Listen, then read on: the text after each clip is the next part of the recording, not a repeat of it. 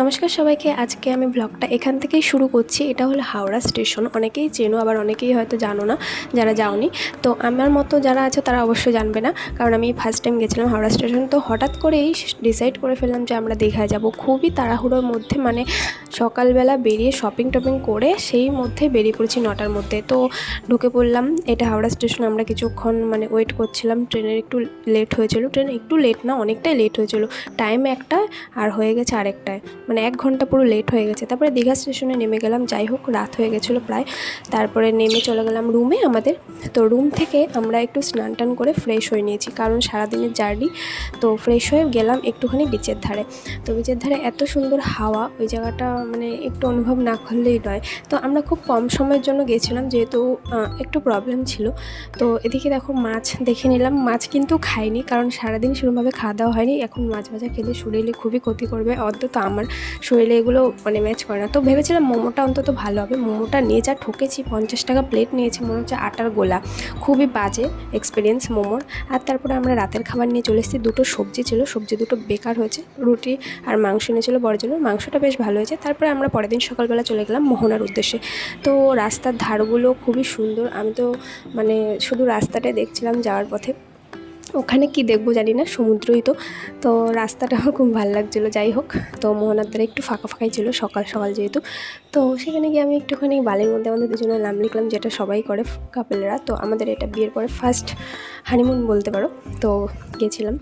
তো তারপরে চলে গেলাম, ওখানে মাছ বাজার ছিল, মাছ বাজারে ঢুকলাম। মাছ দেখলাম অনেক রকম, বড় বড় মানে গলদা চিংড়ি কী চিংড়ি কী জানি, এত বড় বড় সুর ছিল। আমি প্রথমবার দেখেছি মাছগুলো। তো ভেবেছিলাম আনবো বাড়িতে, কিন্তু আনাটা একটু মুশকিল হয়ে যাবে যদি পচে টচে যায়, সেই জন্য আনলাম না। তো তারপরে একদম সমুদ্রের ধারে আমরা খাওয়া দাওয়া করলাম, ব্রেকফাস্টটা করে নিয়েছি। তো এখানে বেশ ভালো ছিল। যত খাবার খেয়েছি দীঘায় গিয়ে সবথেকে ভালো ছিল এটা। তারপরে আমরা এখানে গিয়ে দাঁড়িয়েছিলাম, আর আমাকে পুরো ভিজিয়ে দিয়ে চলে গেলো ঢেউটা। তারপরে ওখান থেকে সোজা চলে এলাম। সোজা চলে এসে হাঁটাহাঁটি শুরু করলাম। তারপরে আমার বর হঠাৎ করে দেখতে পারলো কাঁকড়া দেখে ও তো এবার নেবেই। তারপরে আমি বললাম যাও এটা ছেড়ে দাও। তারপরে নিয়ে একটু দেখাদেখি করে ছেড়ে দিল। তো ওর এসব খুব ভালো লাগে, পশু পাখি মানে জন্তু জানোয়ার পোকামাকড় সব কিছুই ওর ভালো লাগে।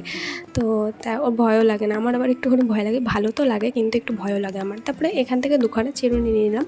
তো স্মৃতি হিসাবে সেরকম কিছু আমার পছন্দ হচ্ছিলো না। তারপরে হোটেলে এসে স্নান টান করে নিলাম। তো বর চুলটা আঁচড়ে দিচ্ছিলো, এত জট হয়ে গেছিলো। ওখানে সমুদ্রের জলে স্নান করেছিলাম সেদিন। তো সমুদ্রে যেহেতু ফোন নিয়ে যেতে পারিনি, তাই জন্য ভিডিও কিছু করা হয়নি। তারপরে খেয়ে নিলাম দুপুরের খাবার। প্রত্যেক বেলায় আমাদের কত টাকা করে যে গিয়েছে খাওয়ার পিছনে। বড় বড় হোটেল থেকে খাবার আনতে হয়েছে, কারণ ফুটপাতের হোটেলগুলোতে আমি ট্রাই করেছি, ভালো হয়নি। সেই জন্য, নাহলে আমরা ফুটপাতটাই সবসময় মানে প্রেফার করি। তারপরে আমাদের মধ্যে একটু ঝগড়া হয়ে গেছিলো। ঝগড়াঝাটির পর আবার আমরা গেছি সমুদ্রের ধারে।